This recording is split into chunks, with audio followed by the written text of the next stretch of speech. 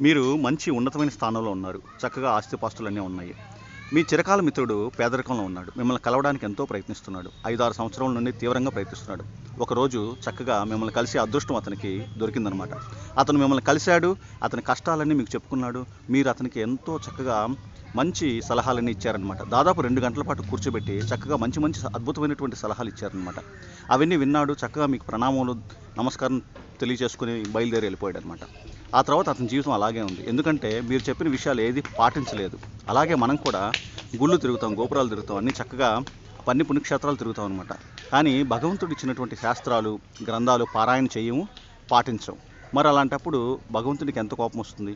మీకు ఎలాగైతే ఎంత కోపం వస్తుందో, నేను ఇంత చెప్పినా కూడా అతను వినలేదు, నేను నా టైం స్పెండ్ చేశానని, అలాగే ఉంటుంది కదా భగవంతుడికి కూడా. అవునా కాదా? ఆలోచించండి ఒకసారి. మన శాస్త్రాలు, గ్రంథాలు మనకు దొరికినంతని, మనకు వీలైనంత మనం చదివితేనే కదా భగవంతుడు